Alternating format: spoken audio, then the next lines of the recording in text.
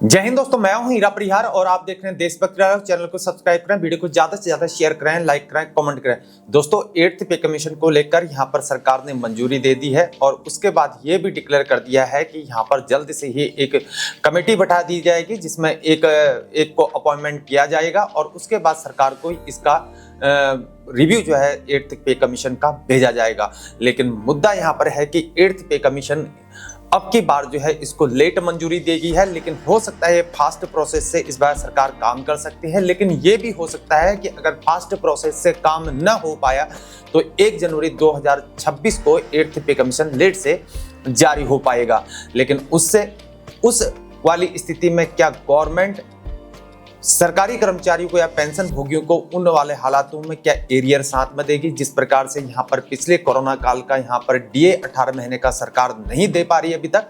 जब भी यहाँ पर फाइनेंस मिनिस्टर निर्मला सीतारमण जी को या सरकार के अंतर्गत ये सवाल पूछे गए हैं 18th मंथ डीए को लेकर, तब हमेशा ये निराशा हाथ में देखने को मिली है कि 18th मंथ का जो है डीए और डीआर जो है देना है, लेकिन उसकी निराशा साथ में मिली है। लेकिन 8th पे कमीशन का यहाँ पर लेट से घोषणा जारी हुई है, लेकिन अगर फास्ट प्रोसेस से काम नहीं हो पाया तो क्या वास्तव में 8th पे कमीशन का एरियर मिल पाएगा या नहीं मिल पाएगा, यह एक क्वेश्चन मार्क बना हुआ है। इसलिए अब 8th पे कमीशन को लेकर जहां सरकारी कर्मचारियों और पेंशन भोगियों की चिंता थी कि यहां पर 8th पे कमीशन सरकार आखिर क्यों यहां पर जारी नहीं कर रही है, लेकिन अब एक और क्वेश्चन मार्क सामने आने लग चुका है सरकारी कर्मचारियों और पेंशन भोगियों को कि यहां पर अगर 8th पे कमीशन का अगर लेट जारी हुआ तो क्या वास्तव में उसका एरियर सरकारी कर्मचारियों और पेंशन भोगियों का मिल पाएगा, जबकि यहाँ पर 18th मंथ का डीएडीआर सरकार ने अभी तक नहीं दिया है।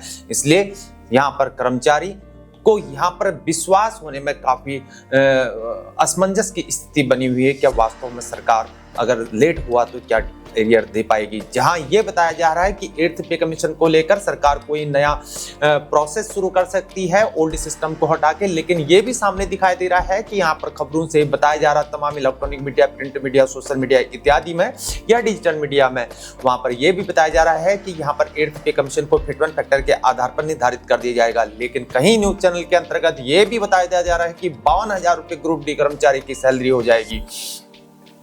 कहीं कहीं पर तो हद ही हो जा रही है कि यहाँ पर ग्रुप डी कर्मचारी की यहाँ पर सैलरी लेवल 1 की यहाँ पर 1 लाख क्रॉस कर जाएगी। तो तमाम तरह की खबरें सामने आ रही है, लेकिन जिस हिसाब से यहाँ पर 8th पे कमीशन बनने की उम्मीद है वहां पर जो है यहाँ पर अधिकतम अगर सैलरी हो सकता है तो 1.86 फिटमेंट फैक्टर या ज्यादा से ज्यादा 1.92 फिटमेंट फैक्टर या 1.2 गुना कम से कम यहाँ पर सैलरी की इंक्रीमेंट या सैलरी हाइक हो सकती है। लेकिन फिर भी अगर ज़्यादा ही ज़्यादा हो गया तो ये 1.92 फिटमेंट फैक्टर तक जा सकता है। लेकिन जिस प्रकार से महंगाई बहुत ज़्यादा जारी है, लेकिन उस हिसाब से जहाँ 7th पे सीपीसी के अंदर 2.57 फिटमेंट फैक्टर गया था, लेकिन अभी जो है लोग यहाँ पर तमाम फेडरेशन की ये मांग है कि 2.86 फिटमेंट फैक्टर सरकार हमको दे, क्योंकि आने वाले समय में 10 साल में और भी महंगाई बढ़ने की उम्मीद हो सकती है। हालांकि सरकार के द्वारा ये भी बताया जा रहा है कि समय समय पर जब भी 8th पे कमीशन की अभी घोषणा हो रखी है, लेकिन समय समय पर इसको इन्फ्लेशन के आधार पर इसको तय किया जाएगा पे कमीशन को।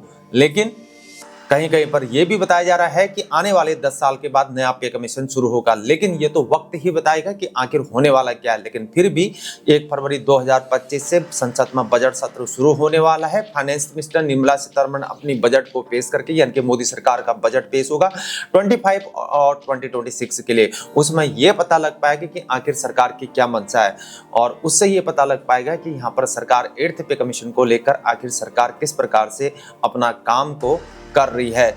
लेकिन यहाँ पर मेन मुद्दा एरियर का बना हुआ है, जहां ये बताया जा रहा है कि यहाँ पर फिटमेंट फैक्टर की जो बात हो रही है कि 2.86 फिटमेंट फैक्टर चले जाएगा, उससे सैलरी बहुत ज़्यादा हाई चले, कहीं पर तो 2.92 फिटमेंट फैक्टर जा रहा है। लेकिन हमारी ये एक्सपेक्टेशन है कि सैलरी की जो इंक्रीमेंट है वह 1.2 गुना हो सकती है या 1.86 फिटमेंट फैक्टर या 1.92 फिटमेंट फैक्टर के आधार पर सैलरी की इंक्रीमेंट या पेंशन का इंक्रीमेंट या सैलरी हाइक जा सकता है।